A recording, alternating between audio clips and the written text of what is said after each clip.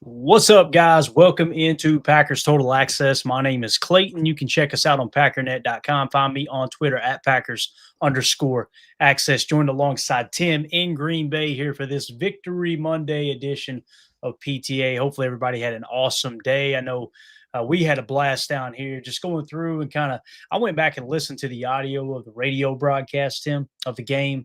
It doesn't get any better than, Wayne Larrivee and Larry McCarron on the call. I thought it was an awesome game. I enjoyed it. Obviously, did a stream earlier today breaking down. Uh, 2-0 for this in the chat. What's up, man? Tell Mama I said hi. It's awesome. 2-0 for this, by the way. I got sidetracked to look down.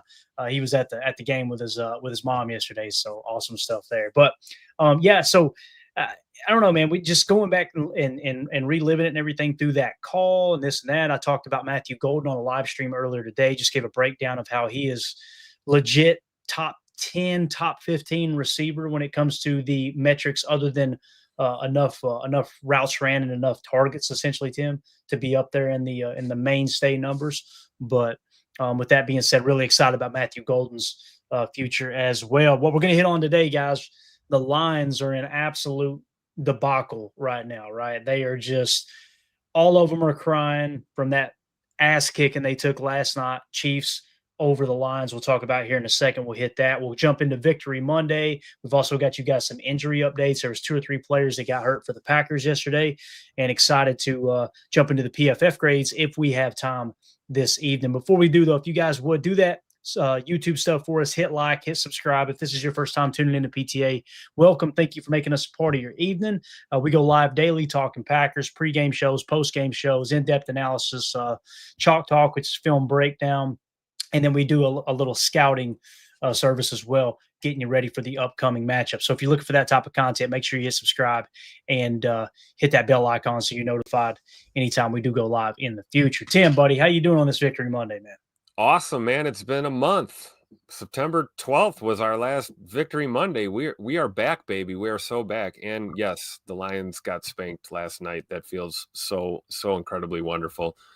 Just happy to be here, man. It's good to have a Victory Monday again. It's been too long. So obviously we wrapped up the show last night, the post-game show, talking of, going around the league and give you guys an update on the standings. Well, obviously this game unfolded late last night as the Chiefs beat the Lions 30-17. So the Lions are going to fall to 4-2 now. That record isn't completely updated there. However, they're going to fall to 4-2, and the Packers are officially in first place in the NFC North standings. Let me pop that up on the screen for you guys and gals real quick. Well, first of all, let's just stick on this for a second. So I'm going to scroll down briefly. I'm going to keep it paused. So did you guys see the fight last night, right? I tweeted out a fight breaks out because the Detroit Lions are getting exposed and their classless booties can't handle it. Lions taking cheap shots post-game on the Chiefs. Listen, there's no one who hates the Chiefs more than the guy that's talking into the microphone right now. But I'm telling you right now, man, the Lions have hit an all-time low on what unfolded last night. You had Brian Branch completely refusing to shake Patrick Mahomes' hand, and then as he walks off, he walks up on Juju Smith-Schuster. You guys, I'm sure, have seen the video. Juju puts his hand out to shake his hand. Brian Branch sucker punches him, and then all hell and broke loose there, Tim. So it was a funny picture, though. I ain't going to lie. The picture of Brian Branch having Juju by the ear, it looked like an uncle dragging a nephew around the front yard out there playing a turkey bowl or something. It was pretty comical. But nonetheless, that's what unfolded last night. Tim, I want to give you the floor, sir. I know you're a big advocate for the Detroit Lions, obviously. Oh, yeah. You mean the downfall of the Detroit Lions? Oh, wait, there can't be a downfall. They haven't won a damn thing yet. That's right. I keep forgetting. 1968, Tim. Yeah. 1960. That's just wild to think about, man. So. Yeah. And they're having difficulty handling this L that they took. And, hey, everyone loses their cool sometimes. But, when it's a team like this and a fan base like they have, it brings me joy. It's a cherry on top on the Victory Monday cake and ice cream dish that we're having tonight as we celebrate. Yeah, no doubt about it. And listen, Tucker Kraft called this a long time ago, guys. Jacob Morley tweeted this out. You guys remember when Tucker scored on Brian Branch there in week 1? He looked at him and said, "What you gonna do, kitty cat?" You know what I'm saying? Obviously Tucker was ahead of the curve here, and it looked like Ari Mirov tweeted out Lions safety Brian Branch apologized and admitted after the game that what he did was childish, but said he's tired of players doing things between plays that refs don't catch. He added that he feels like he's getting bullied out there. Oh, Mr. Brian Branch, one of the dirtiest players in the game, feels like he's getting bullied. oh, that's adorable. I bet he absolutely hates his teammate Kirby Joseph, who just continuously tears ACLs by being chicken crap and going for the knees, right? Absolutely. And it's crazy how, you can dish it out, but you can't take it. It looks like one of those kind of classic examples, It happens in the NFL, right? There's always extracurriculars in between plays. But, part of being a professional is you got to let, you got to try not to let guys get under your skin and into your head. And I think frustration just boiled over for Brian Branch and the Lions after what happened. I mean, really, this probably all started after that Mahomes tutter when he basically, kind of flexed on Brian Branch a little bit there in the end zone. So at the end of the game, that was just we haven't seen that in a while, right? Extracurricular during the end of the game, and they're about to shake hands and everything. That was interesting. As Brian, or as H.E. Solder says here, but Brian, you got your ass handed to you on a legal block. That's the other thing too. People are trying to say, I'm telling you, Lions fans are always the one quick to say, stop complaining about the refs. Boy, they were all over the refs last night, and there's so many receipts out there. It's not even funny. And it was a legal block, was not a block in the back, caught him from the side. So it is what it is there. Ian Rappaport gives us an update here, Tim. Lions safety Brian Branch, who popped Chiefs wide receiver Juju Smith-Schuster in the face after the loss to KC, was suspended one game by the NFL. Detroit plays the Bucs on Monday Night Football. Listen, that's a huge game there. So Brian Branch missing that game against Tampa Bay. I know some people believe it should have been a longer suspension than that. I can understand both sides of that argument, but that's going to be a huge loss. Listen, Brian Branch is a good player. Hate him as a person, damn good football player. So he will be missed against Tampa Bay. Baker Mayfield licking his chops going into that game. Man. Oh, absolutely. That's a massive loss for that back end of the secondary there in Detroit. And, they're a good defense, though. We know that, right? And I'm sure they're still going to, play well. But, it's unfortunate, right? You cost yourself a game. You're hurting your football team because you lost your cool. That's what happens. But it couldn't happen to a better team or a better player, honestly. And I'm sure there'll be an appeal of the suspension. Shout out to Jordy Nelson, one of the officials on the appeals crew here in the NFL. Jordy, you know what to do, right? We'll just go ahead and deny that appeal. No problem. H.E. Solder in the chat said 4 games felt right. All right. Not so cool said at least 3. Okay, so that was the common theme I seen today, Tim. As soon as the suspension came down, I seen more people saying it should have been more games than people saying he shouldn't have been suspended at all. Is that kind of how you saw it too? That's kind of why I mentioned the appeals process. I wonder if that's why the league just handed out the one game, right away, because usually if you get 2 or 3, you can appeal, and they may reduce it to a single game or 2 games. So I don't know. I'm kind of there, though. I mean, you can't have any of that. You're trying to get rid of that on the field during the game, let alone post-game, shenanigans like this. I think the league's got to handle this in a way where they, you don't want to make an example out of Brian Branch, but you do want to make sure that he has at least 1 game, suspension. And I think it's fair. I could have saw more, though.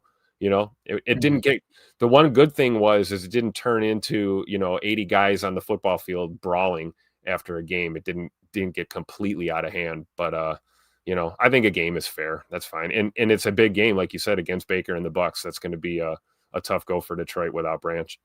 Yeah, no doubt about it. Jennifer Wright says that she felt like 2 games seemed right to her. So there you go with that. Let's see. Moving along to the standings now, Tim. So the Packers are officially in first place in the NFC North at 3-1-1. And the Detroit Lions are in second place at 4-2. Minnesota Vikings are in third place at 3-2. They were on a bye this week. And, of course, the Chicago Bears are sitting at 2-2. And they're going to be kicking off here in about 30 minutes as well. So we'll see if the Bears can drop to 2-3. And here's what it comes down to, guys. We talked about the first quarter of the season. The goal is to go 3-1 at a minimum, right? You want to be 3-1. We finished 2-1-1. All right. So now we're basically 1-0 in the second quarter of the season now. The goal is to go 3-1 again. And I know we've got a couple of some tough games coming up, but also some. There are no cupcakes in the league, but some definitely winnable games here. Obviously, you're going to go down to Arizona. Could be without Kyler Murray. Let's say they pull off a win there, Tim. Now they're 2-0 in the second quarter of the season, right? You go to Pittsburgh.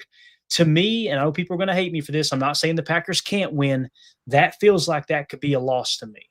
This 4-game stint, Bengals, Cardinals, Steelers, Panthers, kind of feels like the Steelers is the game I would say. That's a tough one on the road there. Much tougher than on the road to Arizona. Listen, they may go down there, get their ass kicked by Arizona, and then come out and blow the Steelers out. We know how the league goes. But that's your next 4-game stretch, including the Bengals game, which we already got that dub. So how do you feel about that 4-game stretch? Do you think they can go 3-1 there? Do you which game there do you think, man, if I had to pick one that they may lose, which one do you think that would be? Yeah, I would probably agree, especially given what we've seen lately out of Pittsburgh with Aaron Rodgers and the boys. So yeah, I think that would be my best guess would be possibly the Pittsburgh game. I think we should be able to handle business in Arizona, and then really, we start once we get done with that. I mean, the Carolina Panthers. Say what you want. That's a team too. I don't want to say trap game, but that's one I'd hate to crap the bed there. But I really do think we have a chance to go 3-1 here down this stretch because, once we hit week 10, man, that's the gauntlet of the schedule. Bottom line is how we close out this season is going to determine how we end up, when it comes to playoff seeding and a lot of other things. So I do think 3-1 is a realistic possibility down this stretch. We did the quote unquote hard part, which is, get back on track, with guys injured coming out of the bye week and get that win at home. So we did what we needed to do. We just got to keep the ball rolling forward here. And as Matt LaFleur says, you're trying to go 1-0 every week. Yep. Don't take me the wrong way, gang. I'm not sitting here saying the Packers are going into any week going, okay, well, we've won our 2 games. We can lose one now. They're not looking at it like that. They're looking at you're trying to win every single ball game. Every week you're trying to go 1-0.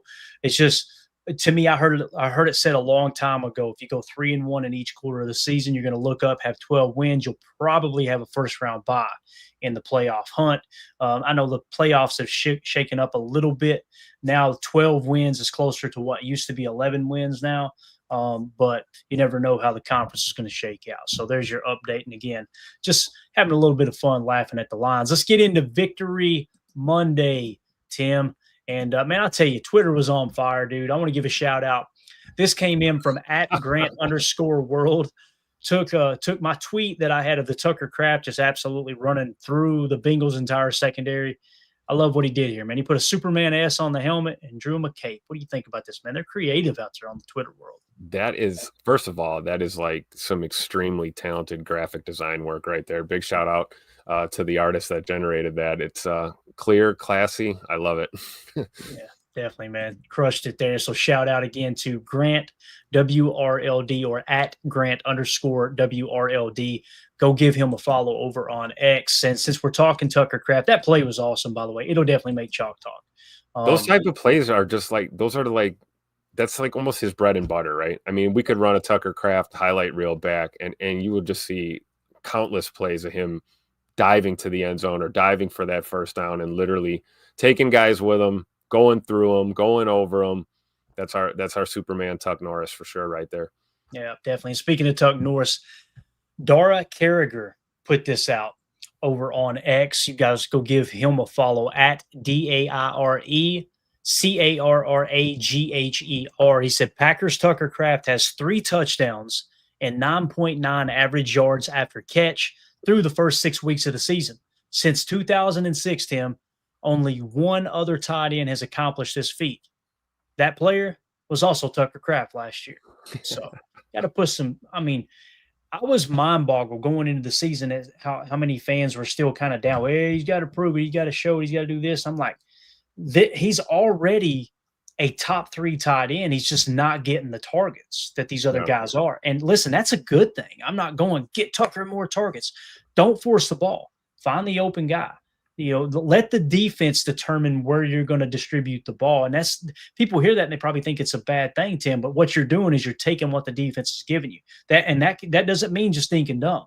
That means if they're giving you a one-on-one shot with the proper leverage, throw that thing up like Jordan did to Matthew Golden last night, which was an absolute dot on the sideline, late hands by Matthew Golden.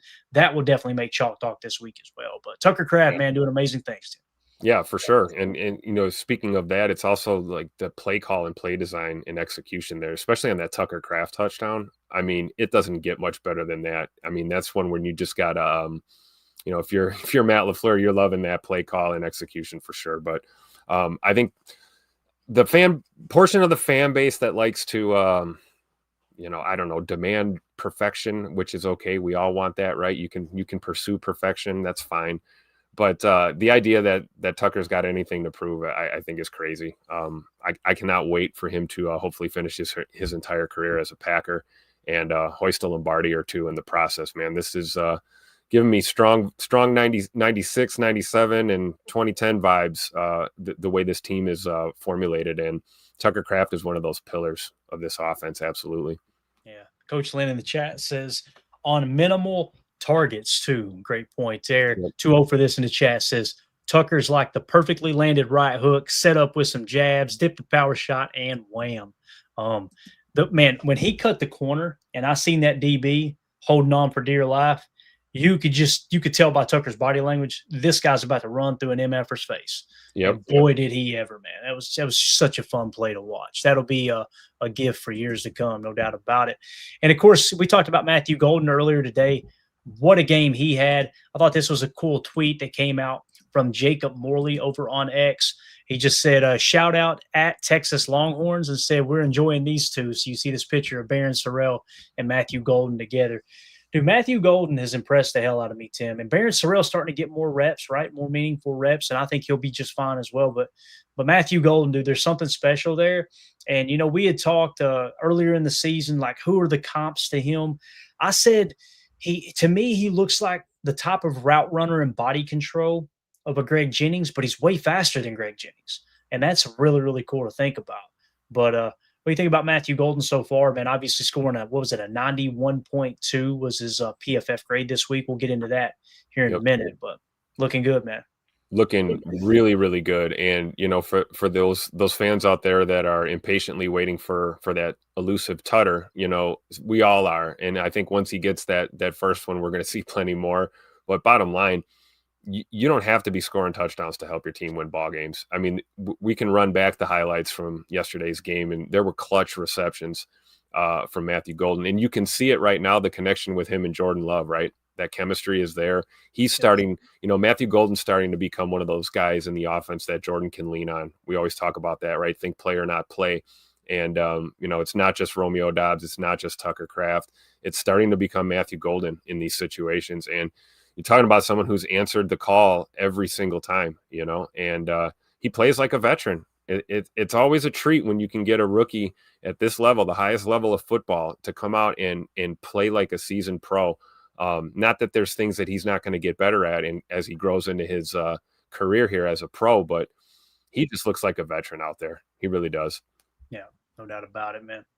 So really excited to see what Matthew Golden does here moving forward for sure. And I see your 2-0 for this in the chat. Can we get a shout out to the temp kicker? Dude balled out. Tim, I think he got the game ball, right? If I remember correctly. So matter of fact, I think we've got that locker room speech. Let me pull it up real quick, and let's see what Coach LaFleur had to say in the locker room last night following that game. Here was Coach LaFleur in Green Bay's locker room speaking to the team. Here's the deal. This ain't never easy in this league. I mean, you watch across the league every week, damn near all these games are going down in the end. But the bottom line is this. We did enough to win the game. Are we satisfied? No. There's a lot of stuff out there where we can get better at. And I hope we know that, and that's going to continue to keep us hungry. And we know, where does it start? Where does it start? It starts with the work we put in day in and day out, man. And then also it starts with our ability to just keep coming closer as a team. The more we battle together, the harder we fight for one another, the tougher we're going to be to beat. So hell of a job to everybody in here. Give it up for yourself. I got one game ball, and there's a lot of good performances out there, but I got to give it up to this guy. Lucas Haversick! Yeah!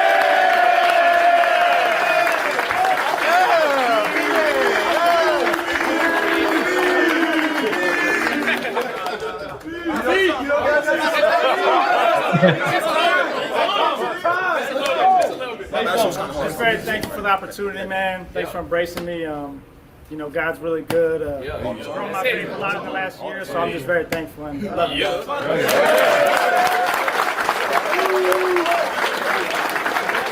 Hey, man, never apologize for winning this league. It's hard to do. We took care of business. Now it's on to the next. Bring it up. Hey, man, Mango. Hey, Mango, we talk about we got back, man. 1-0 every week. Did that this week. Let's learn from the stuff we need to make corrections on. And let's attack this next week with the same mindset. Let's go. Pack on 3, 1, 2, 3. Pack. Love Matt's demeanor there too, guys. Like, let the guys know you appreciate them, right? But also, this ain't good enough. You know, It's what we talked about in the post-game show last night, Emilio. If you'll remember, it was like it's kind of the best of both worlds. You get a 2-score victory at home, right? And you build a little momentum as you go into the second quarter of the season. You started the second quarter of the season. But also, you've got plenty of teaching tape of things you can get better with, man. You're muted, brother. I got you. You're right. I'm muted. I'm a rookie. I was talking the whole time. Yeah. You can't be mad at a 2-score lead, and you got to be happy with the way the team fought. Yeah, it wasn't perfect. Yeah, it was against the Bengals, so this, so that. It's a W in the stat column. We're leading the NFC North, and that's not going to change tonight. You can't be mad at that. I mean, we were upset that, you know, we went 2-0-1, and then all right, yeah, then you get that loss, and it's like, all right, yeah, where are we going to be?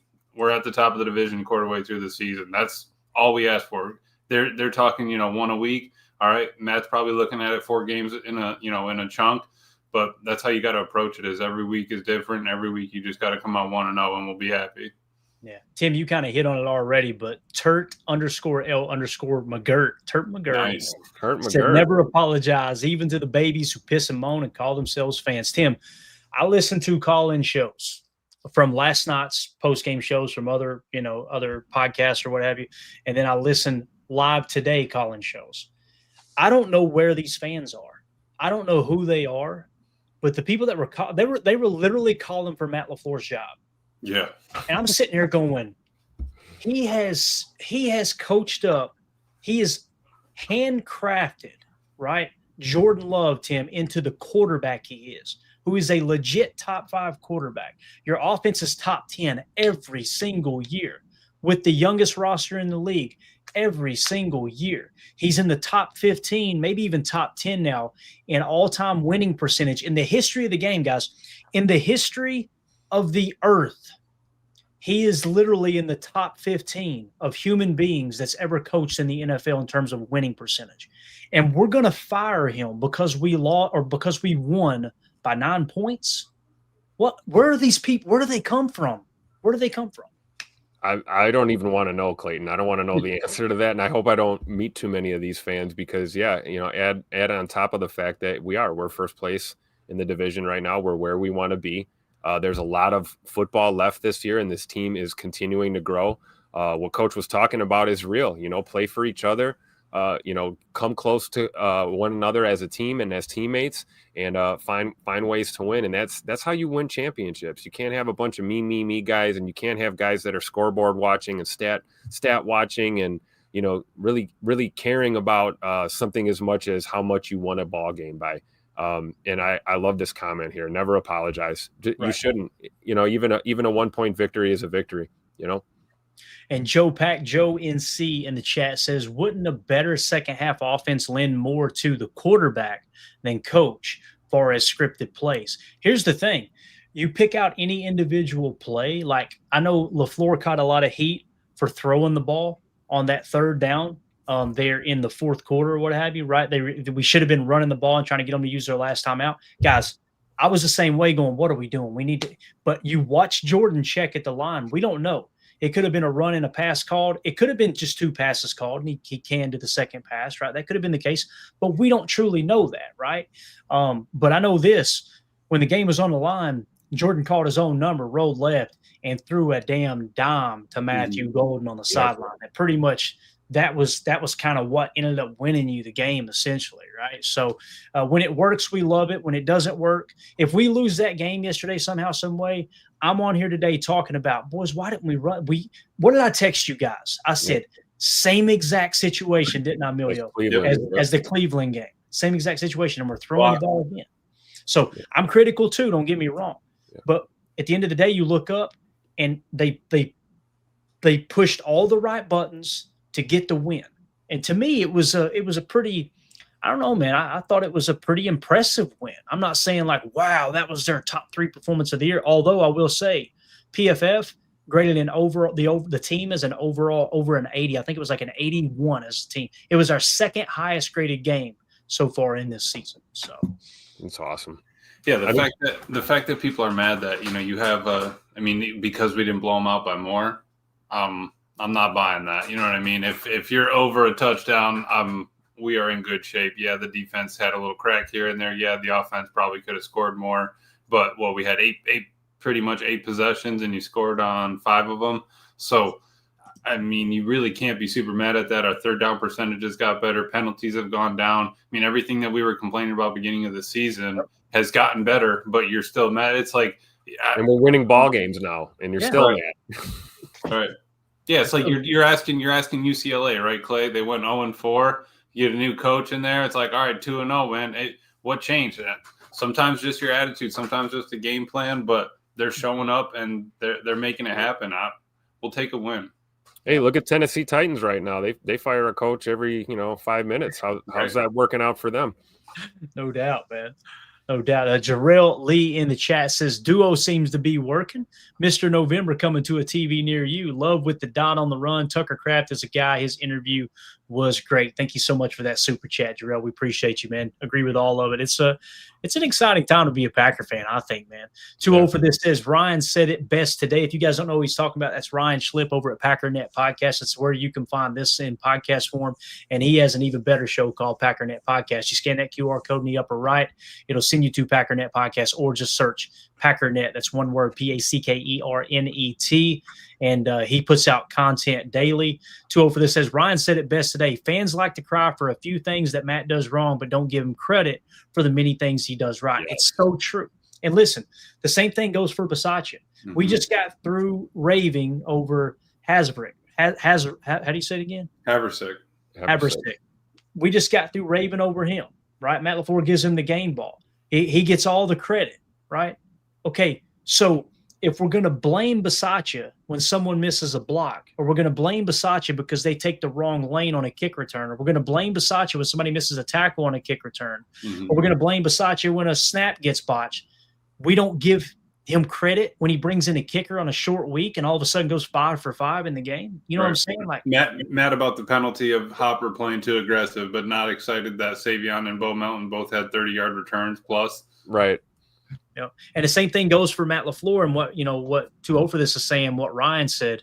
It's so true, man. You just go through and you cherry pick the little things that you don't like about someone. And I shouldn't say this because I was going to do this just to dunk on these fans that are like this, but I was going to go through and get all of Matt's numbers, his offense's ranking, his overall winning percentage. I was going to skew the numbers a little worse than they were and say, hey, guys, if we're going to fire Matt LaFleur, what do y'all think about somebody with this kind of resume as a hire? Just to get them to go, yeah, that sounds good. Guess what? That's Matt LaFleur, you bunch of knuckleheads. Like, what are we doing? He's coached, 105 games. Out of those, what number would you be happy with if you had a coach? And out of 105, how many wins are you looking for out of that? Right. Yeah, you guys correct me if I'm wrong. When Matt LaFleur called the timeout, nobody giving him credit for that, by the way, right? They called the timeout. That was the greatest timeout call of Coach's career, man. And you delayed it too. I thought he was going to call it earlier, just so he can't get the practice kick in. Lets him get the kick in, get a little bit into the head. Yeah, go ahead and make it twice, buddy. Got lucky on the first one. Tough to do, making it twice. Yep. Hey, you guys correct me if I'm wrong. Rich Bisaccia was right there with him in his ear, right? Like, was he telling him? He turned to him and said, "You want me to call it? You want me to call it?" Right. Like that's what he's doing. It's not just special teams. Yeah. This guy is also his assistant head coach. He's got other, and that's why I was saying you don't want to fire your assistant head coach when things are going good. What you want to do is get another set of eyes in the building to help him with special teams. Like, hey, go find him the number one second in command of any special teams that you could possibly find in the entire country, and have him help alongside Rich Bisaccia. This whole culture of just fire this guy, fire that. Matt LaFleur needs to be fired. Rich Bisaccia needs to be fired. There were people calling for Sean Clifford. What was it, a year and a half ago over Jordan Love, if you guys remember that. Like, all of these things that just keep popping up over and over and over. I'm going to be real, man. I'd hate to see these people's households. Like, what do you do when a spouse loses a job?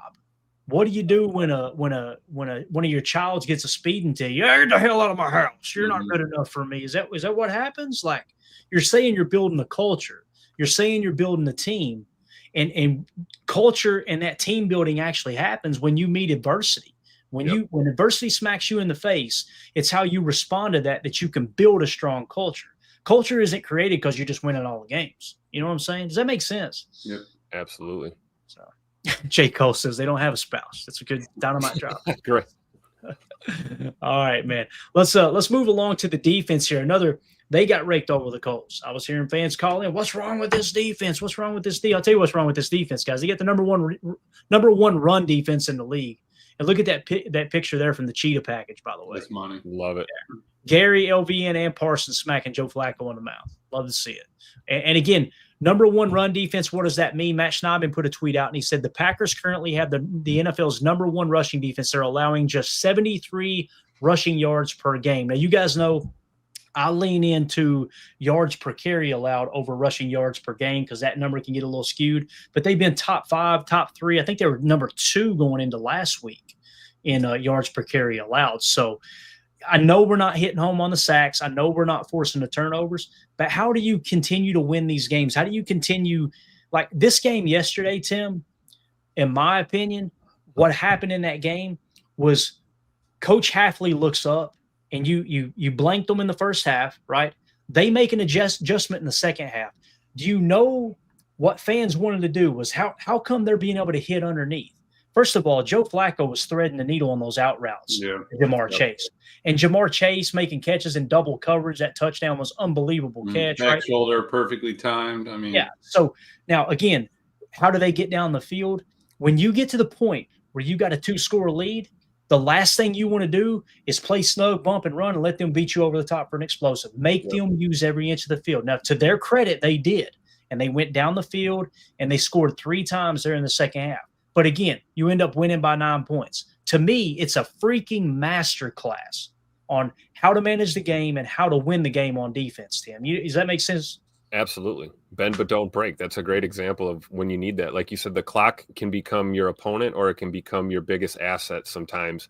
And, we talked about that long drive out of half. They ate up a lot of that third quarter, and it allowed the boys to go ahead and manage this game. I'm okay with it. I'd love to see a boat race. I'm sure we'll get at least 1 or 2 this year, guys. We're gonna blow somebody out at some point.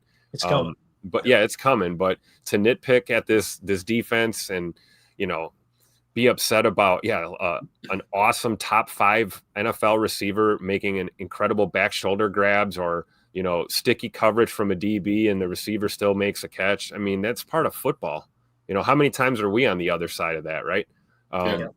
So I think it's fine. It's a good team win, and it shows the character, like you said, Clayton. Like when you do deal with adverse situations, whether that's life or a football game, it's how you respond, and you want to control the outcome of the game if you have a lead, right? And I thought the Packers did a great job managing the end of this game for sure. Yeah, because 2 years ago we would have been screaming that the running game is terrible. Like I'm happy I'm not watching 8-yard gashes, 10-yard, 12-yard, 15-yard explosive runs, because that can just wear a defense. You see how excited they get on a pass breakup versus, you'll get excited on a tackle for loss, but how excited you get on one pass breakup versus 3 tackles on 3 run plays or whatever. The defense feeds off of that. If you can take that out 50 to 70 yards. I mean, it's happened the 2 or 3 times where we've kept them at 50. He had the one breakout game for the Cowboys, or else we'd probably be right around 50 a game. That's crazy in the NFL. I mean, Derrick Henry and the Ravens were pushing 220 last year, I think, rushing per game. So how can you be mad at that when, all right, it's, where you're playing off coverage. Oh, well, the run game stops. You got to be happy with the defense. And yeah, you're absolutely right, Clay. I get a 2-touchdown lead in college football. Shelf, cover 4 palms, everybody in front of me. Everybody in front of me. That's right. You got to go 95 yards, man. I'm going to say, maybe I'll hit a flat here and there. Besides that, at least you don't have anyone in your ear screaming, "Well, why are they hitting all this underneath stuff?" Yeah, right. If he had thrown a challenge flag at all that game, it would have been the worst challenge ever. But he gets a timeout, and it's the best timeout he's ever called. But how much, respect is he getting for it? Yeah.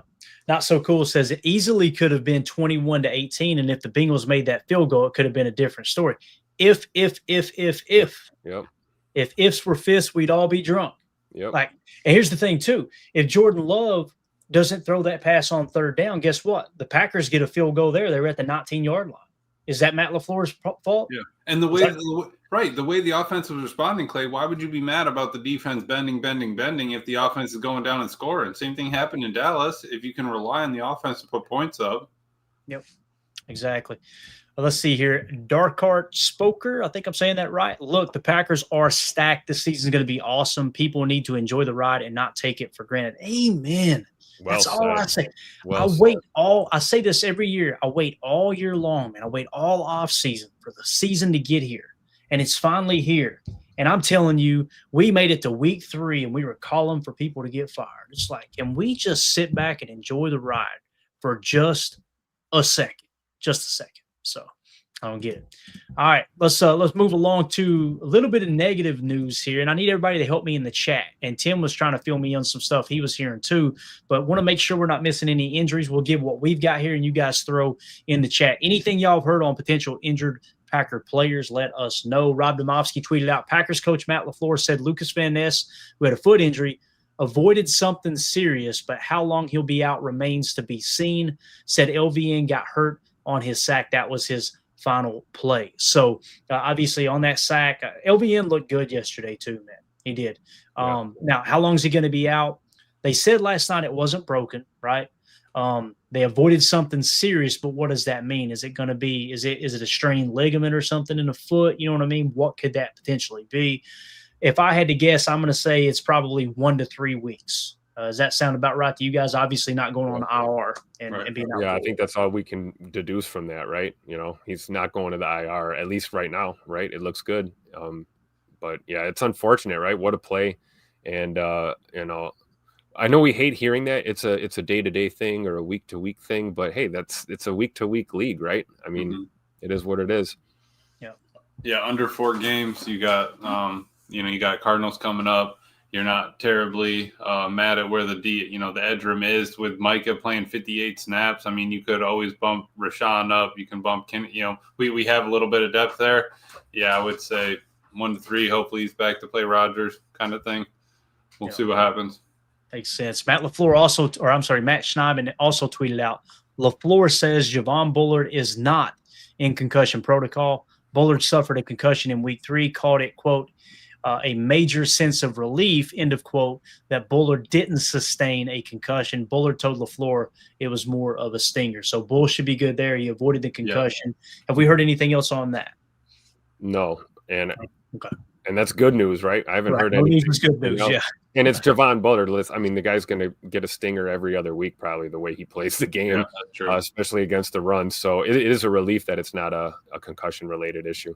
Yeah, because that was the only thing that worried me. I was listening to Ross Tucker today. He was saying normally if you get concussions back to back like that within the same couple of weeks, they tend to lean to putting them on IR, either the NFL or the team or whatever. You kind of have to lean in on that. So when I heard him say that today, I was like, oh boy, I'm waiting to hear what happens with Bull. That's super relieving. Happy he's in good shape. Yeah, 2-0 for this in the chat said, who is better than Matt LaFleur? They don't have an answer. Anytime you ask, they don't have an answer. I respect the hell out of Ryan Schlipp because what he did was he dedicated an episode. You know what? Since everybody's going to be negative, let's just press into this. Yep. And let's go through and give you 3 coaching candidates. And I'll be honest with you, when he got through with it, I was like, None of that sounds good to me. It doesn't sound like, oh, that's the answer to our problem. We're in a good spot. We really are, man. So completely agree with you there, 2-0 for this for sure. And Biz 781 in the chat said, I'm happy with a 2-score victory. Based on today's NFL, I'm very suspicious of 14.5-point spreads. We're not playing the Badgers here. Oh, by the way, on the McAfee show, they were talking, I think it was Tone Diggs was breaking down. The books own the public this year, boys. I'm telling you, it was like 30-15 or something crazy. It was nuts. So again, when we see the line, and you guys heard me a couple of weeks ago, I think it was against the Cowboys, when I said, man, when the line is swayed heavily in one direction, or not the line, but the money is swayed heavily in one direction, look out. It's probably going in the opposite direction, because that's how good Vegas is. So it's so true though, man. I don't see any of these games that should be 14.5-point favorites. Now, they're trying to get the money as close to even as possible. Obviously, that's what they're doing. It's why the line moves all week long. But I didn't go into that game going, oh, yeah, we're going to win that game by 15 points. I went into that game against the Bengals going, come out of there with a 10-point victory. Take care of business. You got out of there with 9. We're good. Yep.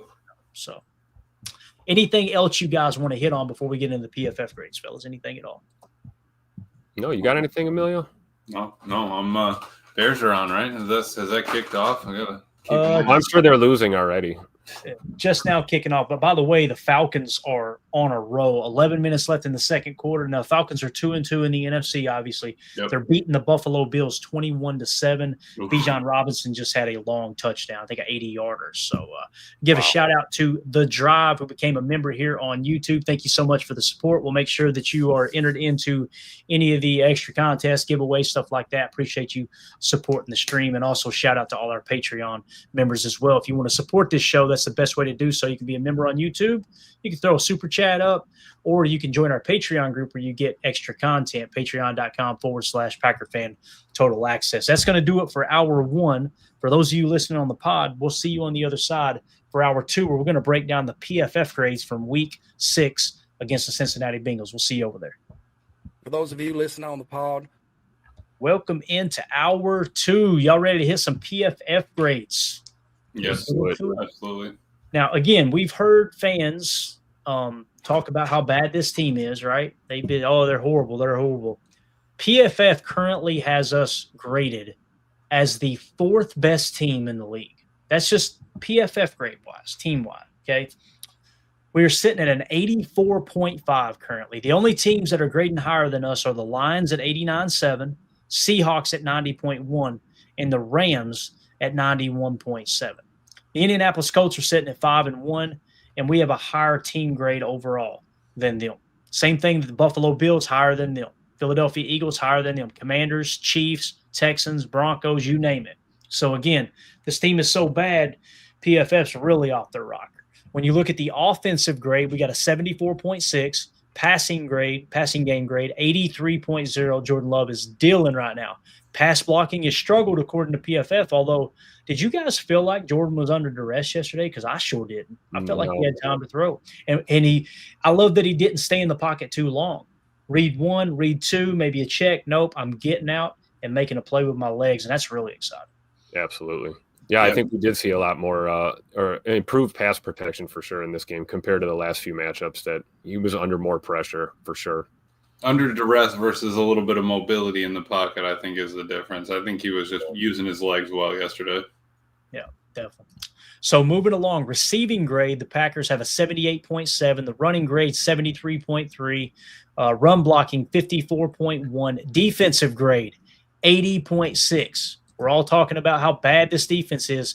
PFF says they're the 3rd best defense in the league right now, according to the grades. Run defense, 70.4. Tackle grade, 66.1. I love that tackle grade, by the way. I remember when it was in the 50s, and we were like, what the hell are we doing out there, right? Pass rush grade, 83.0. Stop looking at the box score, folks. The pass rush is doing its job. These guys are grading high. They're watching the tape and going, okay, let's try to best guess what their assignment is. And they're grading out as an 83 as a team right now. Coverage grade, 77.7. I heard people calling in today, and it was just constantly, all day long, we need a number 1 corner. We need a number 1 corner. We don't have a number 1 corner. 77.7, pretty solid. Where's that put us across the league? Oh, looky there. We got the second highest coverage grade, Emilio. And you're doing it with a 7th-round pick, Yep. an undrafted free agent that you signed in Keyshawn Nixon a couple years ago. Nate Hobbs is a free agent signing, right? So you got to give credit there. We did sign him. We signed X. X was a first-round pick, but from another team. Yep. Evan Williams, what was he, a Fourth round pick? And then Javon Bullard, a 2nd-round pick, right? So just nice balance across the board. And, of course, the special teams grades of 52.2. We've talked about that ad nauseum. That obviously the special teams is the weakest link of this team. There's no two ways about it, right? Where does that put us at a 52 too, Clay? Can you sort that? That's a good question. Let's see. Yeah, did we move up? To the bottom. Yeah, next to last. So Rams are the only one worse. Now, here's what's crazy. We talk about these teams that have a West Coast offense build to them, right? And they typically go toward, let's get us another offensive weapon as opposed to bottom of the roster special teams guys. Check this out. Rams, West Coast. Packers, West Coast. Raiders, who's the Raiders coach now? It's Pete Carroll. Who's their offensive coordinator? Do we know who the Raiders? Help me out in the chat if you guys know. Yeah. Who is the Raiders offensive coordinator? But you don't hear people complaining about Sean McVay's special teams. You know what I mean? Right. And they were missing kicks yesterday and some field goals yesterday. So Miami Dolphins, same exact scheme, right, from the Shanahan scheme as well. And then the Carolina Panthers, I can't remember. Is it Kafka? Who's the head coach out there? Is that who it is? Am I thinking right? I don't know why, but Mike Kafka popped into my mind. And J. Cole said it was Chip Kelly out there with the Raiders. So nonetheless, definitely three of the bottom 4 special teams are all that West Coast build. Yeah. Yep. And it's not like Chip Kelly's not spread. So, I mean, you're probably still looking for speed and an extra wide receiver. Yep, definitely. All right, let's jump into the grades from the game. That special teams grade while you're pulling it up. Carl Brooks and Zach Tom were on the edges during field goals. Explain to everybody. But you don't hear anything about that. We had a new kicker come in and make everything that he kicked. Yeah, no issues. Right, yeah. But he go 5 for 5 on or 3 for 3 on extra points, 2 field goals or whatever it was. Yep. But yeah, you have Carl Brooks, who they brought in after the Musgrave debacle, whatever happened, however you want to call it. But you're asking now, basically your starting O-line is out there. Elton was out there. Morgan was still out there. But your 2 tight ends at their positions now were Carl Brooks and Zach Tom. Your highest paid O-lineman and your nose tackle that you have a lot of faith in, right? And for him to be put on the offense, I'm waiting for Carl to go in at fullback. Let's get a heavy package out there, goal line. Like that's what I'd like to see. But you have because when Rich was asked that question, he goes, it's not you have a list that you can't touch. It's more of how many snaps are these guys playing? How beat up are they? How worn down are they? Where are we at in the game? That's his list that he's working with. I bet it's revolving, drive to drive more or less than, game to game. But everybody's still on him for, a decision here and there. Yeah, we need to accept the fact that it's all hands on deck approach when it comes to teams. You know, I mean, when you have the talent pool that we have that's been put together these past few seasons, you may not have a choice because if it's going to cost you ball games, you've got to address it, right? And I think it's like polar opposite results of what we've seen before. Obviously, a change needed to happen, and it was made, and it paid off on the field. Like I said, with a guy who's half the guys in the locker room didn't even know the guy's name, and he's able to go out and successfully get some kicks off that aren't being blocked or attempted blocked. So I think it's a step in the right direction. And if you notice, when you look at those special team grades, you see us and the Rams hanging around the bottom of the league, and you flip to the PFF grades and you flip to the standings. Those teams are in the top of the output in the standings as a team. Mm-hmm. So as long as your special teams isn't costing you ball games, I think you can get by with below average kind of play. And even if they do cost you early in the season, Tim, as long as we can plateau and even it out once we get to week 12, 13, 14, 15, it's all about the end of the season and playing and getting hot at the right time. That's right. Yeah, I think if your special teams just isn't a dumpster fire, you're okay. Yeah, for sure. And we had our third highest graded special teams game yesterday at 60.4. So obviously that's higher than our average on the year. So not bad there. In terms of the grades against the Bengals, overall 81.9, offense 79, passing grade 73, pass blocking 78. That was our best pass blocking game of the year so far. Receiving grade 76, running grade 69, run block grade 65, defense 73, run defense 79, tackle 78, pass rush 65, coverage 69, and of course special teams is the 60.4 range. So let's move along now to the offensive side of the ball. Hey, real quickly, if I could, real quick, before we go on, that's the third consecutive week, if you look at that chart, of improvement when it comes to the grades. Across the board, it looks like almost every category. So that's what you want to see for sure. Absolutely. You're starting to ramp up, getting into the meat and taters of the season, right? Absolutely. All right, on offense, guys, leading the way, Matthew Golden at a 90.4 PFF grade. Let's just stop here and talk about that for a second. Matthew Golden, 90.4. Look at the grades on PFF: 61, 52, 62, 63, 90. His PFF grade on the year is sitting at 69.8 currently. We talk about anything 60 or above is a good, solid grade for a rookie. He's amping up, boys. I'm telling you. And listen, he'll have games where he has a setback. But what you're wanting is more positive games than negative. And by the time the playoffs get here, you want this dude looking like a true number one wide receiver. I think he's going to be there. But a 90.4, you know what's more impressive than that 90.4, Emilio, for me? His run blocking. Tell him about it. 60.9. He can block. He can. No, I'm not mad at him, man. He's a dog, and he's willing to do it. So the fact that he can do it all is why you take him in the first round. And what's most impressive to me, you don't see it in this grade specifically, but when the game was on the line, Jordan hits him for that long gainer down the side or on the sideline there. That's the type of stuff that you talk about, building chemistry. If you guys go back and check out that video I did earlier today on Matthew Golden, I played a little soundbite from him. And, man, he is just mature above his years. I love what he said about Jordan. Matter of fact, I'm going to pull it up real quick on our Patreon group. And it's nice, Clay, because it's not always going to have to be Romeo, right? It's not always I got to look to Rome on third down on that out route because I know his hands are going to catch it. Hey, I can start leaning on somebody else. You get Christian out there, then you start leaning on somebody else, and then the defense gets spread too thin. Then everybody starts, tearing it up. And remember, Christian was out. Jaden Reed was out. Like, we haven't had those guys in the loss, in the tie, but we don't talk about that. Matt's just still doing whatever he's doing with the offense. And, you get Fitzpatrick out there for 113 set with, his jet sweep to Savion. That's awesome. You just got to figure out how to make it do with what you have out there. Yep. Yeah, definitely. Here's what Golden had to say in the locker room. I think this was immediately following the game. Listen to what he says.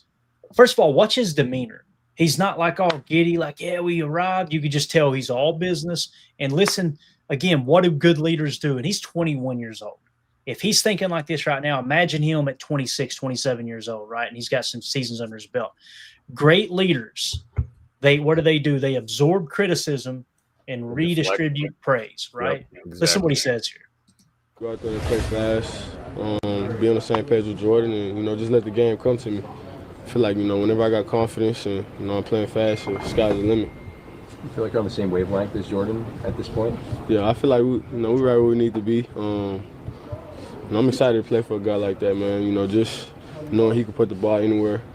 For me, all I got to do is catch it. So he definitely make my job a lot easier. After that deep crosser there, I think that 31-yarder, how critical was that? What did you see there, coming up with that play at that moment? Well, we actually worked at the last practice we had, just scramble drill. Having that mindset, things do go off schedule, you got to be ready. You got to make a move fast, and Jordan had a big emphasis on that, and we worked it in practice. So, for it to come live in the game, I feel like it all came out of, just us putting that work in, and it came a lot of it. That's the type of stuff, too, that you've seen Jordy Nelson and Aaron Rodgers doing, right? When they go into that scramble drill, Tim, he always looked for Jordy. I think you're going to see more and more. The old fish route, too, right? You remember the old fish route? Oh, yeah. Yeah. That's so true. It'll be fun to break this one down on Chalk Talk, too, because clearly, Matthew Golden saw something there when he got to the top of his route, probably saw Jordan extending the play to the left. Hey, get to your quarterback, right? There's different ways to come back to the ball. I think that was Golden coming back for the ball And like you said, kind of deflecting that praise and giving it to Jordan because, it does. It makes his job a lot easier when you got J Money, the dime thrower, putting gems out there for you to catch for sure. Yeah. I love this right here too. Catch rate over expected. He leads the Packers right now. If you remove Malik Heath, because he's only been targeted twice, but Malik Heath is at a plus 57.7% catch rate over expected. But Matthew Golden on 19 targets, plus 11%. Guys, that's not best in the league when you remove all the noise, remove all the, the minimal targets. He is literally ninth in the league. Listen to some of these players that he's ahead of. George Pickens, CeeDee Lamb, right? Deebo Samuel Jr., Jalen Waddle, Emeka Egbuka, Romeo down there in the 23rd spot. Jamar Chase is 24th, right? Wow. And you've got Matthew Golden at 9th. So the only receivers ahead of him are Cooper Kupp, Jackson Smith and Jigba, Puka Nacua, Devonta Smith, Amon-Ra St. Brown, Stephon Diggs, Ricky Pearsall, and Kayshon Boutte. So just wanted to point that out. It's not just PFF that's showing up, right? It's also some of these other advanced metrics, analytics, whatever you want to call them. All right. So back to the PFF grade again. Matthew Golden balling out. I'm most excited about the amount of snaps, guys. 201 snaps. That's the other thing. He's staying healthy. And again, availability and accountability, two of the most important things you can have as a football player. Moving along, Josh Jacobs had an 83.6, balled out. What do you have, over 150 all-purpose yards, I believe?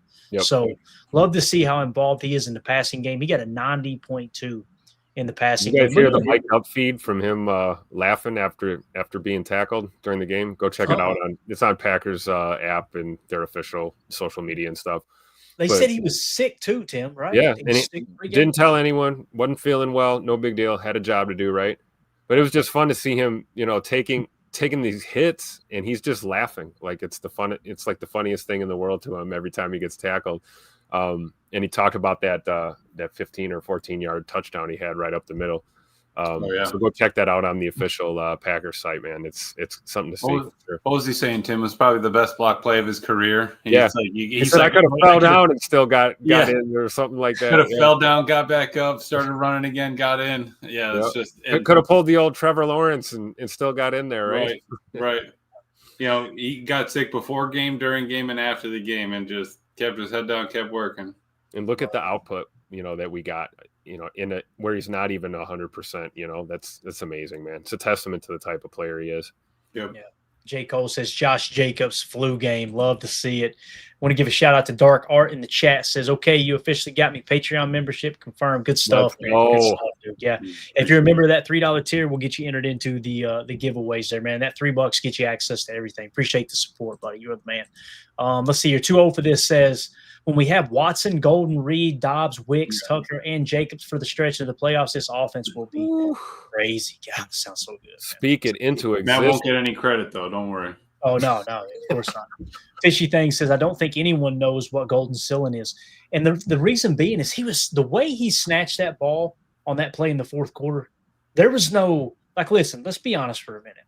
Romeo Dobbs, first year or two in the league, a little shaky, right? Christian Watson had drop issues, right? He didn't ever look comfortable catching the ball.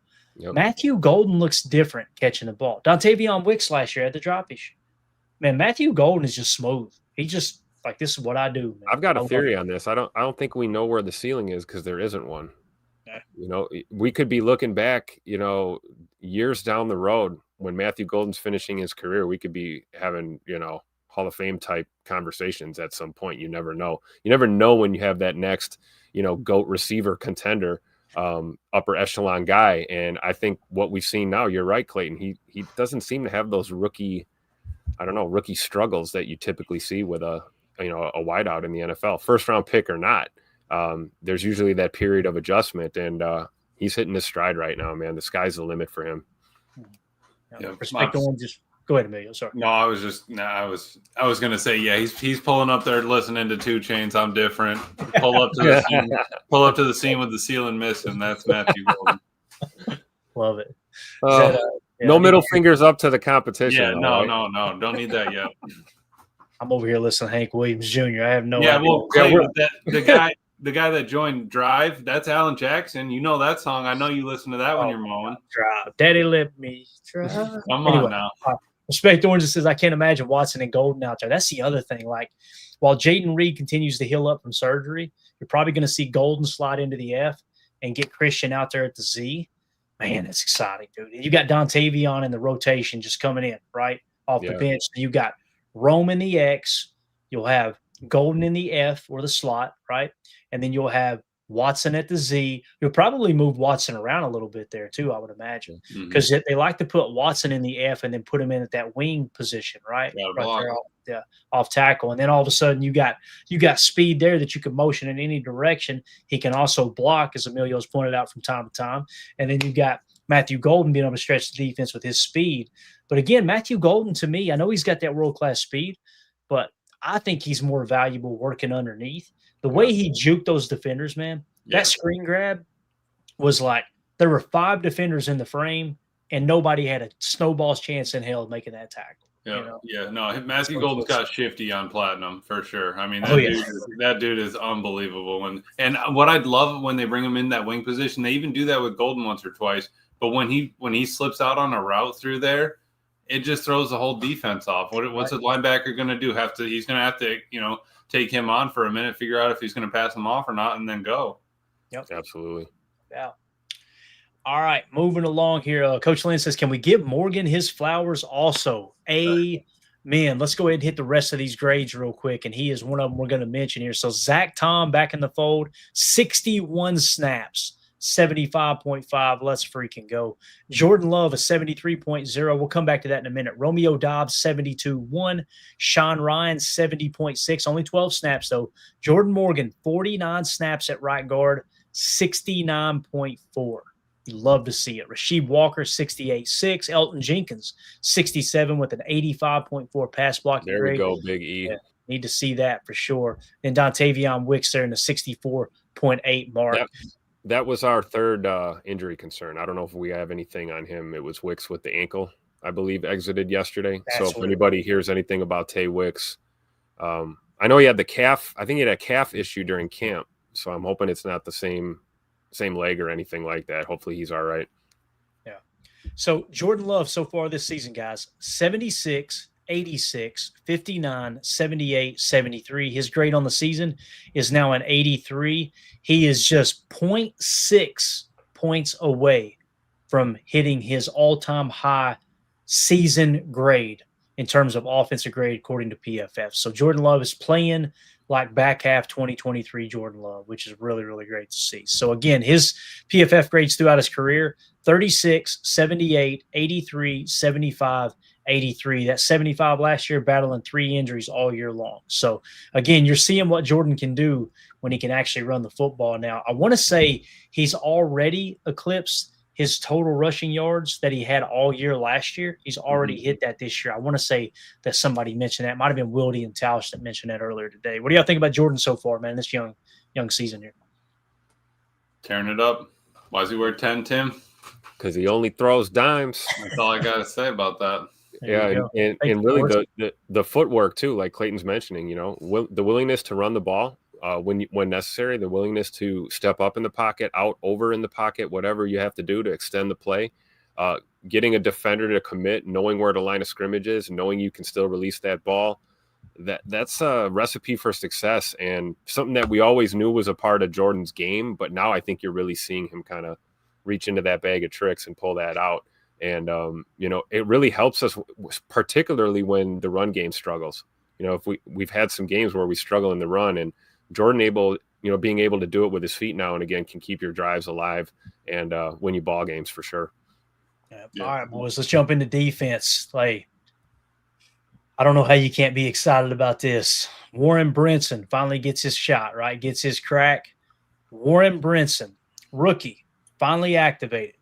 21 snaps, 84.4 PFF grade with an 80.6 pass rush grade.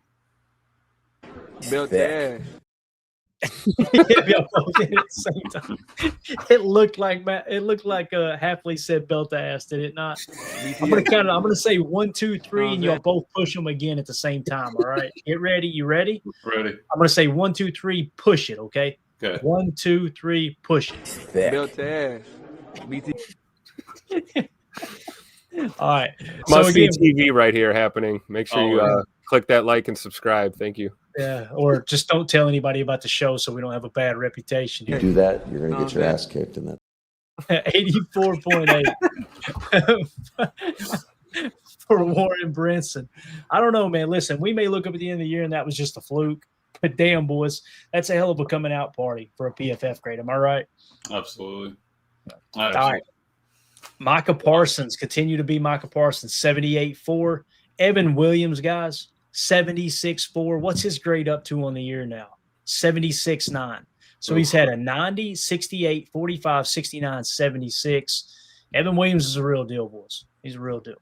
The game make me look good for a change. That was my pick in the pregame, right? Yeah. We're talking about our guys. That I had a feeling Williams was going to have a game in him, and he does, and I love it, man. He's another guy. He's just going to continue to get better. I fully believe that. And did you see how excited he was for Haversack? Just that he got the game ball and just excited. Just he's the team player. He loves that energy. I think he just loves the game and everything about at each stage of the game. Yeah, I don't see anybody like that's the type of teammate you want, right? Guys like Evan Williams for sure. I mean, the new guy, nobody knows who he is, and I'm sure Evan made him feel right at home. You'd love to see it. And Micah Parsons with a 78.4. So his grades starting in week 1, 66, 91, 82, 94, 78. His grade is a 94.2 now on the season. So, and to all the people that are going to go, oh, well, look, he only graded at a 78 this week. Are you kidding me, man? There are edge rushers across the league that would love to grade out and have a game like that. Check his snap count too, Tim. What did he miss? Exactly. He missed 7 plays. 7 plays.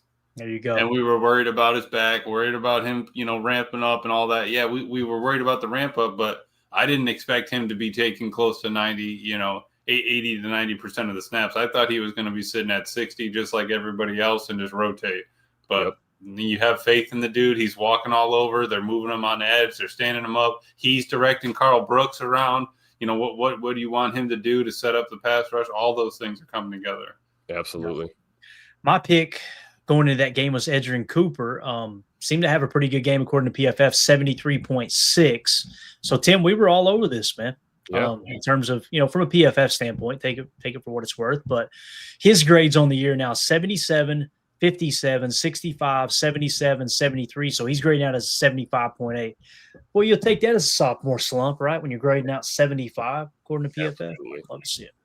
So moving along, we've also got Kobe Wooden, 32 snaps, 73.2, run defense grade, 76, tackle grade is 70. So he was one of those run stoppers yesterday. You got to start singing his praises, man. He's one of these guys that's stepping up with Devontae Wyatt out, helping stop the run.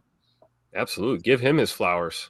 We're not that far removed from having, he's a bubble guy maybe, or where is his role on this team? I was the one saying that, he might get cut, right? Yeah, and look at him now. I mean, this is amazing. And he's fun to watch, man. He really is. And, it'll be interesting to see, how they transition once we get, Heavy D back out there, which we want for sure. But, yeah, man, Kobe Wooden is just really proven to be an asset and can help you, much like we talked about Matt Golden playing so well as a rookie. It allows you to, when you have guys like Scoot out and Jaden Reed missing time, your offense doesn't miss a beat. And we see this on the defensive side of the ball where that defensive front continues to play well, both against the pass and the run. Even despite being down, arguably their best, one of their best starters in that position. So big shout out to Kobe Wooden for real. Yeah. Sorry for not. I mean, not should have never doubted you. yeah. Sorry for not believing in you, man. Because you're that 4th rounder, and I get it. I got him and Carl Brooks mixed up round selection. You'd think that the 6th rounder might go, but man, he really turned it up. He's bulked up. He's played well. He's doing everything they ask him to do. Yeah, it's 16, maybe 20, 30 snaps a game, but he's productive in those snaps. I mean, he had a good game when everybody else had a bad game in Cleveland. It's The dude's been pretty consistent. Yeah, definitely. All right, moving along.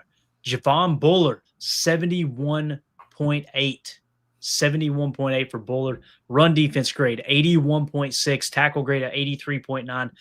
Coverage grade, 68.5. Milio, that's a pleasant surprise there. So he struggled early here, 44, 61, 47, 58, and then comes out with a 71 in this game. So hopefully he can continue to build off that. His PFF grade on the year is now 53.5, so he did improve. What I did like there, Clay, was he wasn't at safety the entire time he's been at slot. Let's let him build on that. If you can give him a whole season at one position, I'd be so much happier. We just asked him to do so much last year. Yeah, definitely. All right, moving along, we've got Isaiah McDuffie, 71.1. Only 6 snaps, though, but is it just me? Does it seem like McDuffie's having a good year? I mean, there's only 76 snaps altogether, so he's kind of coming in a rotation where someone gets banged up, but his grades on the year, 55, 77, 72, 79, 71, so his PFF grade is 78.2. Boy, not a bad third linebacker there when you're predominantly playing nickel 4-2-5, but when you go to your 4-3 sets, love to see McDuffie coming in playing like that for sure. So And the special teams captain, no? yeah, right. So every time I'm out there on extra point block, you see the man. Yeah. Yep. And there's 2 minutes left in the first quarter. Chicago Bears are leading the Washington Commanders 6-0. Currently, it's Commanders' ball. Looks like they just got penalized. So we'll keep an eye on that score for you. Also, the Falcons are still beating the Bills 21-7. Got somebody on the ground there, number 8 for the Bills. I'm not sure who that is, but everybody's gathered around. I don't know if he's cramping or what, but nonetheless. All right, Lucas Van Ness, 69.9 on 22 snaps. Tackle grade of 72. Pass rush grade of 67.5. He had the game's only sack, if I remember correctly. So his grades on the year, 68, 52, 89, 65, 69. So his grade on the year, 74.3. Lucas Van Ness showing up this year, boys. Starting to break out a little bit. Yeah, hopefully that foot is okay for sure. Because I mean, he's on a hot one, man. This is what we've been waiting for, and I hope he doesn't miss any significant time. I really do. That's what I was going to say, Tim, is he's been producing well, and, you know, all that talk about LVN has really hushed down. It's like they found something else to yell about now. But what were we talking about all offseason? Yeah, it's got to be LVN this year. Else the dude's garbage. He's got to get rid of him. Like, I don't even want him. Why is he here on his 3rd year for the contract of 4? It's like, dude, let the guy play. Let him get some games under himself. And then with Micah and the addition, you know, the mental aspect of it, how are you going to approach games? How do you prepare? How are you going to, turn that drive on for 17 games plus? It's coming together. Yeah, absolutely. Okay. Carrington Valentine, only 19 snaps, but a 69.7 with a 69.8 coverage grade. I laughed my ass off when he broke that pass up on Jamar Chase. Turned around to taunt and realized I'm about to get flagged and just grittied. Yeah. He grittied out of there so fast. I was rolling. I was like, first of all, as soon as he turned around to get in Chase, I think it was Chase, right? He tried to get, when he turned around to get in whoever it was face, I was like, I literally screamed, "Shut up!" And he ran off real quick. I was like, "Good job, get the hell away from that." I told you CV was going to be the guy that picked up where Ja left off, right? Oh yeah, he is too, man. He's bringing that energy. Now Keyshawn Nixon, mark my words, it's coming. He's going to get flagged for that taunting. It's going to happen because my man, he plays so emotional. He is always in everybody's face. I hope it doesn't happen, but I'm not going to be surprised if it does. But on the year, Carrington Valentine, 72, 79, 61, 45, 69. He is grading out with a 72.9. You love to see that from a 7th-round pick for sure. So let's see here. 2-0 for this in the chat. Said a Bengals fan behind me, he was at Lambeau yesterday, said, why are you grittying? You only broke up a pass. Not a big deal. Do you watch football, guy sitting behind 2-0 for this at the game? That's a young DB getting a shot at one of the elite receivers in the league. And when you get a PBU like that in a crucial situation, we can talk about what happened on the next play, and I'm sure we will during Chalk Talk. Oh, yeah. But let that man have his moment, man. Leave CV alone, you know.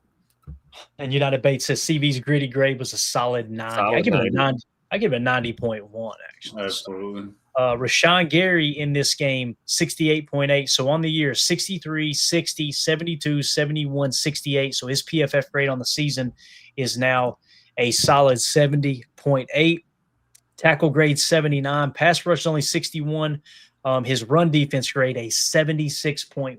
So picking up right where he left off last year, where he led all edge defenders in run stops last season. So again, you'd like to see Gary play better, but he's stopping the run first and foremost, and he still leads the team in sacks too at 4.5, I believe. So now I love to see them start to amp those sack numbers up. But as long as you're winning games, you got to play the game in front of you, man.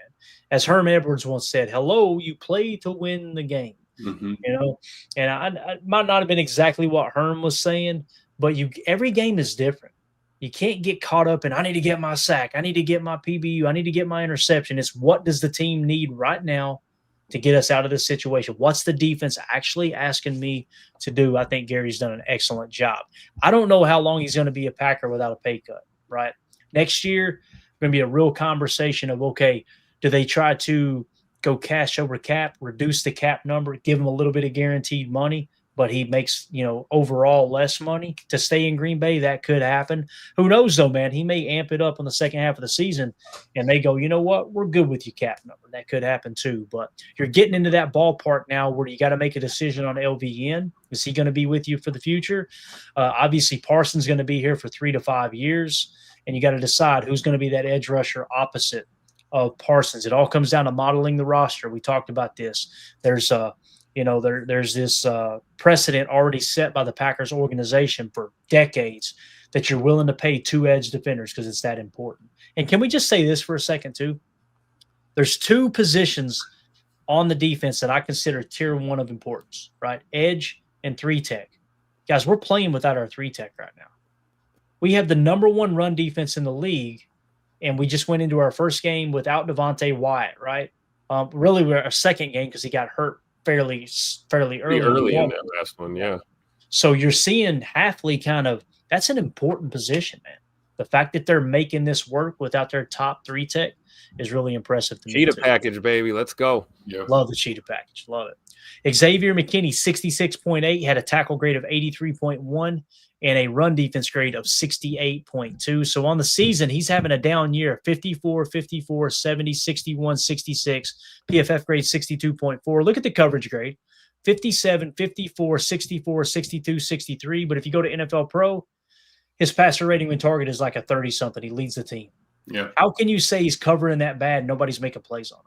You know what I'm saying? This doesn't make sense to me. Also, don't think he's come off the field. I think those are max snaps for every game.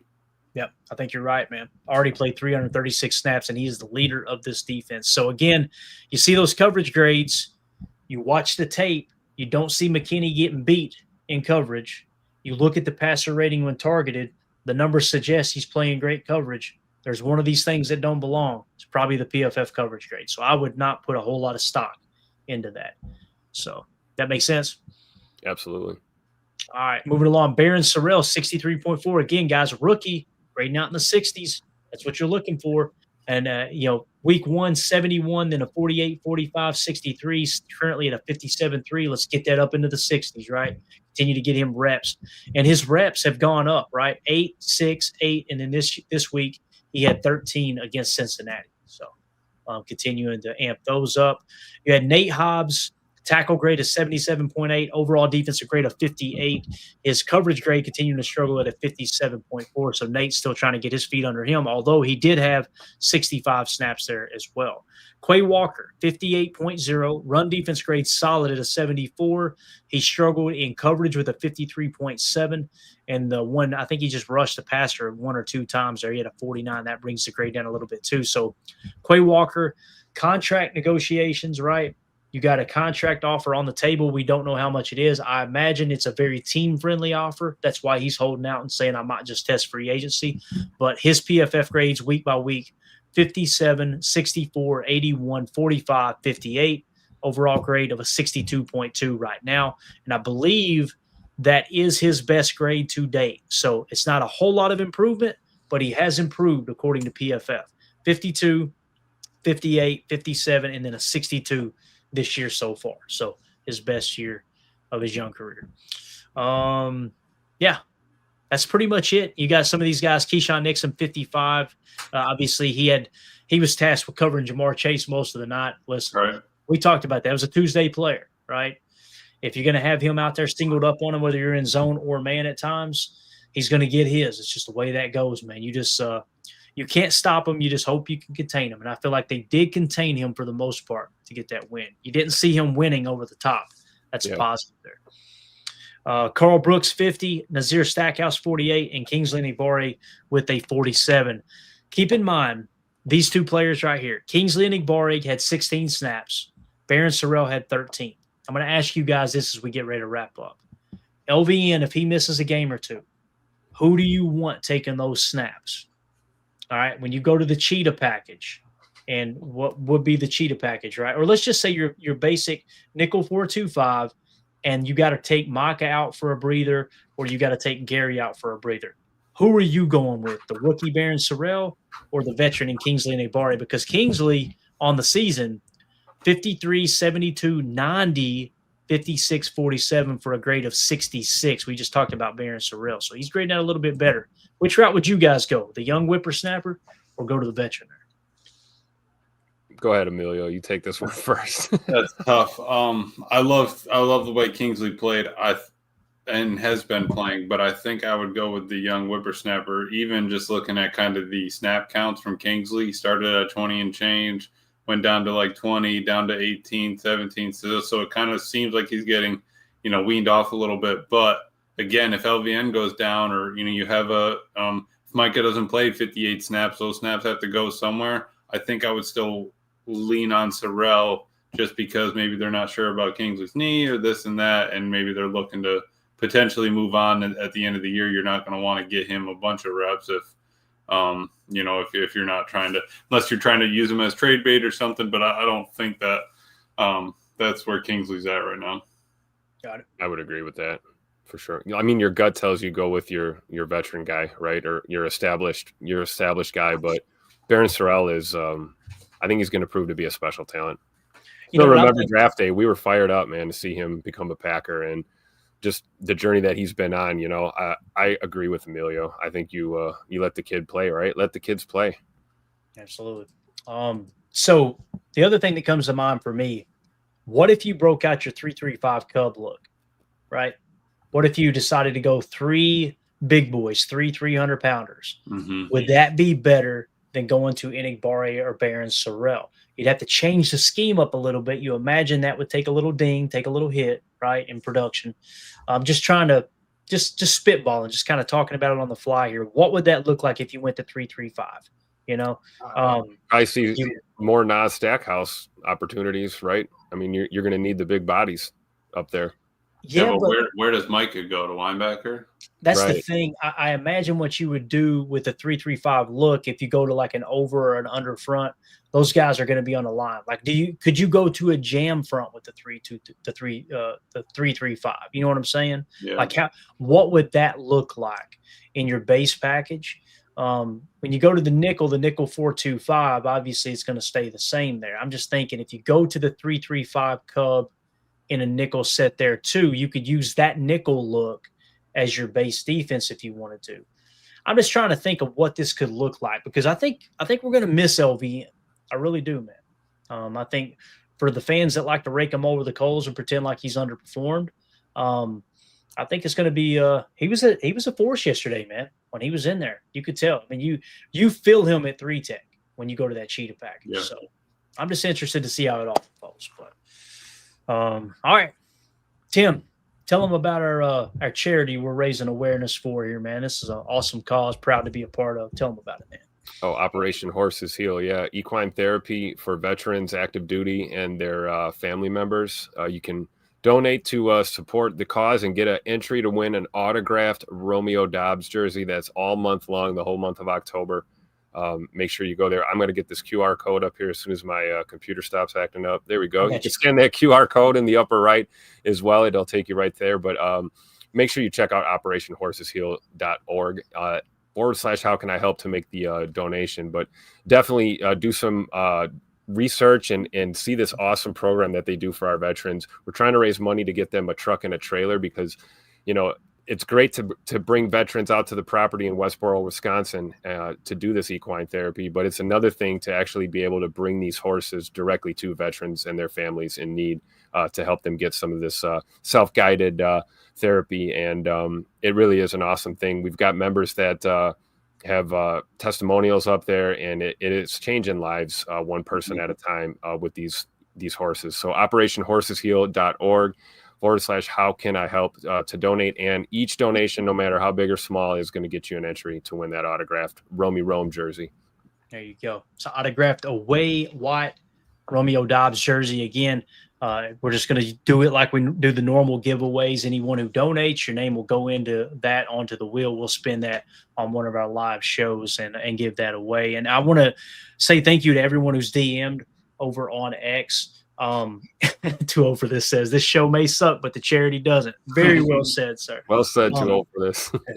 I've had several people reach out in DMs on Twitter just thanking us for putting this together. This was all Tim and his wife putting it together, and it's the least we can do as a show, as a podcast, as a whatever YouTube channel, to give back to those veterans who have given so much for us. So there you go, said. Emilio. You got anything else, man? As we wrap up here, bro. Can't follow that up, man. Thanks to Tim and Kate, man. They're crushing it. Absolutely. All right, guys. We'll see y'all tomorrow, 6 p.m. Central for PTA Live. I'm going to try to get Chalk Talk together. If I don't get it together in time, what we'll do is hit the updated rankings. We'll just kind of flip the Wednesday and the Tuesday show. Yep. We'll definitely do it by Wednesday. If I get home in time early enough tomorrow, I'll go ahead and chart everything, break down the plays, and get everything on. So forgive me if it's not ready by tomorrow. It'll definitely be ready by Wednesday. If you're new here, Chalk Talks, where we go through and break down the most important plays of the previous game, talk about what happened, why did it happen. We'll give you the entire play diagram and give our take on what happened there. So, plenty of content, boys. Yep. The race is on. The plan is next week, the work schedule starts to shrink a little bit, right? So, Tim, if everything goes as planned, next Monday, be able to do a morning show. We'll start easing that back in. Anybody who wants to get involved there. So, GML coming your way. Hopefully it's a victory Monday. Regardless, we'll still get in here and wake up on Monday with a cup of coffee and talk balls. What Al Davis say, Clay? Just win, baby. Just win, baby. That's it. Doesn't matter if it's ugly or not, man. You know what I mean? If you need to do a little tooting to get it done, I do a little tooting. Cops out front. Like, did he just toot? I think he toot. All right, guys. Appreciate everybody. Y'all have a great night. Hit that like, hit subscribe, and click the bell icon so you're notified when we go live here in the future. Thanks to all the new subscribers, all the OGs in the chat. Y'all are what makes this show go. Everybody have a wonderful night. We'll see you tomorrow. Here we go. We're out. Bye, guys.